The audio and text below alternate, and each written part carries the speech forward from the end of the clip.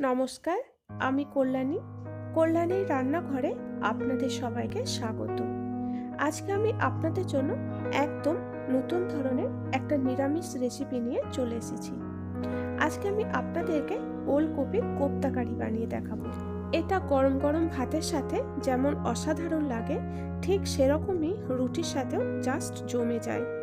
তো চলুন দেরি না করে তাহলে দেখে নেওয়া যাক যে রেসিপিটা বানাতে আমাদের কি কি লাগবে আর রেসিপিটা আমি কিভাবে বানাচ্ছি।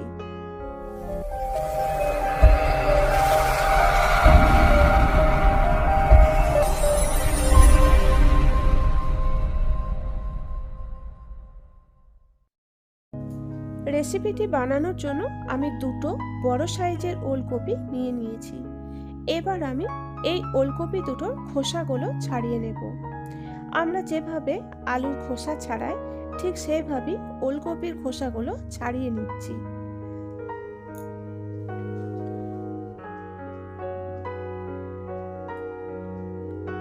একটা ওলকপির খোসা ছাড়ানো হয়ে গেছে, আর বাকি যে ওলকপিটা আছে সেটাও আমি একই রকম ভাবে খোসা ছাড়িয়ে নিচ্ছি। দুটো ওলকপিরই আমি খোসা ছাড়িয়ে নিয়ে ফিরে এসেছি। এবার এগুলো আমি এই গ্রেটারের সাহায্যে গ্রেট করে নেব। গ্রেট করার জন্য আমি গ্রেটারের এই বড় ছিদ্রটাই ব্যবহার করব। তো ওলকপিটা এখন আমি গ্রেট করে নিচ্ছি।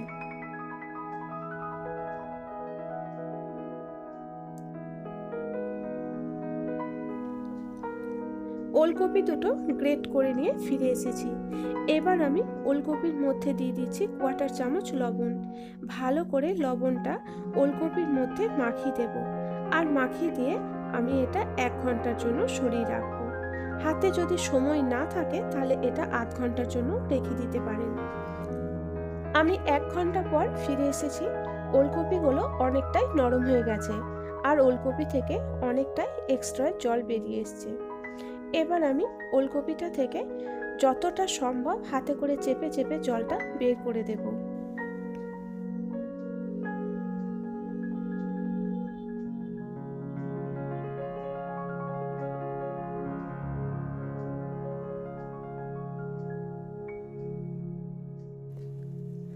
ওলকপির পুরো জলটা বের করা হয়ে গেছে।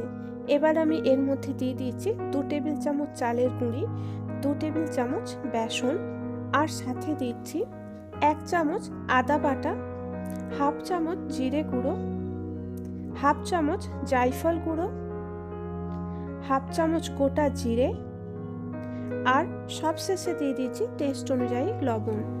সব কিছু দিয়ে আমি ভালো করে মেখে দেখব বাইন্ডিংটা ঠিক হচ্ছে কিনা।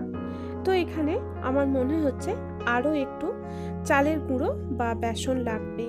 তো আমি চালের গুঁড়ো না দিয়ে এখানে আমি আরও 2 চামচ বেসন দিয়ে দিলাম। আমি ভালো করে মেখে কোপ্তাগুলো সব তৈরি করে নেব। তো দেখুন ভালো করে মাখা হয়ে গেছে। আমি এরকম করে কোপ্তাগুলো সব তৈরি করে নেব। কোপ্তাগুলো আমি সব তৈরি করে নিয়ে আপনাদের কাছে ফিরে এসেছি। অন্যদিকে তেলটাও গরম হয়ে গেছে। এখন আমি কোপ্তাগুলো তেলের মধ্যে দিয়ে ভালো করে ভেজে নেব। আমি ওলকপিগুলো যখন মেখেছিলাম তখন ওলকপির মধ্যে 1/2 চামচ জায়ফল গুঁড়ো দিয়েছিলাম। জায়ফল গুঁড়ো দেওয়ার কারণে ওলকপির মধ্যে যে একটা বিচ্ছিরি গন্ধ আছে সেটা কেটে যাবে, আর একটা সুন্দর স্মেল আসবে। তো ওলকপির কোপ্তাগুলো এক পিঠ ভাজা হয়ে গেছে, আমি অপর দিকটাও উল্টে ভেজে নিচ্ছি। এখন ওলকপির কোপ্তাগুলো 2 পিঠই সমান ভাজা হয়ে গেছে। এগুলো আমি তেল থেকে উঠিয়ে নিচ্ছি, আর আরও যে আমাদের কোপ্তাগুলো আছে সেগুলোও আমি একই রকমভাবে ভেজে নিচ্ছি। ওলকপির কোপ্তাগুলো আমি সব ভেজে তুলে নিয়েছি। এবার এই তেলের মধ্যে আমি একটা এলাচ, 2টো লবঙ্গ, 1 টুকরো দারচিনি, 2টো তেজপাতা, একটা শুকনো লঙ্কা, আর 1/2 চামচ গোটা জিরে ফোড়ন দিলাম।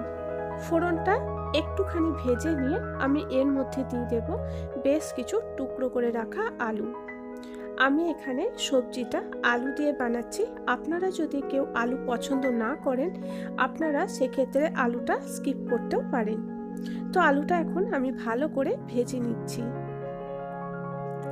আলুটা ভালো করে ভাজা হয়ে গেছে। এখন আমি আলুটার মধ্যে দিয়ে দিচ্ছি একটা টুকরো করে রাখা টমেটো, সাথে দিচ্ছি 1 চামচ ধনে গুঁড়ো, 1 চামচ জিরে গুঁড়ো, 1 চামচ হলুদ, 1 চামচ লঙ্কার গুঁড়ো। ঝালটা আপনারা আপনাদের পছন্দ অনুযায়ী বাড়িয়ে বা কমিয়ে নেবেন। সাথে দিলাম 1 চামচ আদা বাটা, আর টেস্ট অনুযায়ী লবণ, আর টেস্ট অনুযায়ী মিষ্টি। সামান্য জল দিয়ে মশলাটা এখন কষে নেব যতক্ষণ না মশলাটা থেকে তেল ছেড়ে আসছে। মশলাটা কষা হয়ে গেছে, তেল ছেড়ে এসছে। এবার আমি আলুটা সেদ্ধ করার জন্য প্রয়োজন মতো জল দিয়ে দিচ্ছি। ভালো করে জলটা মশলার সাথে মিশিয়ে দিয়ে একটা ঢাকা দিয়ে দেব, আর গ্যাসটা লো টু মিডিয়ামে রেখে 10 মিনিটের জন্য রেখে দেব আলুটা সেদ্ধ হওয়ার জন্য। আমি 10 মিনিট পর ফিরে এসেছি। আলুটা এখন সেদ্ধ হয়ে গেছে। এবার আমি এই গ্রেভিটার মধ্যে ভেজে রাখা ওলকপির কোফতাগুলো দিয়ে দিচ্ছি, আর দিয়ে দিচ্ছি কুচি করে রাখা কিছু ধনে পাতা আর 4টে চেরা কাঁচা লঙ্কা। ভালো করে সব কিছু আরও একবার মিশিয়ে দিয়ে একটা ঢাকা দিয়ে দেব, আর ঢাকা দিয়ে একই রকমভাবে লো টু মিডিয়াম ফ্লেমে 5 মিনিটের জন্য রেখে দেব।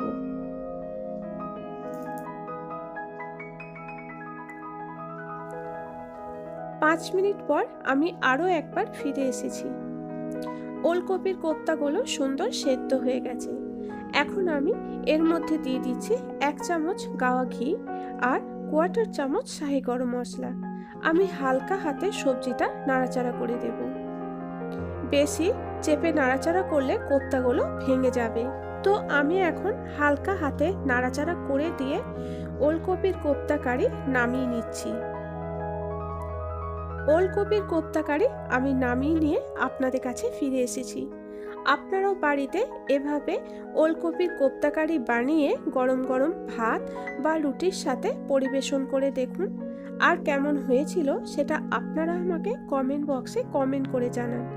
আর একটা লাইক বা শেয়ার করতে ভুলবেন না, এবং নিত্য নতুন রেসিপি সহজ পদ্ধতিতে পেতে আমার চ্যানেলটা সাবস্ক্রাইব করে আমার পাশে থাকুন। নমস্কার।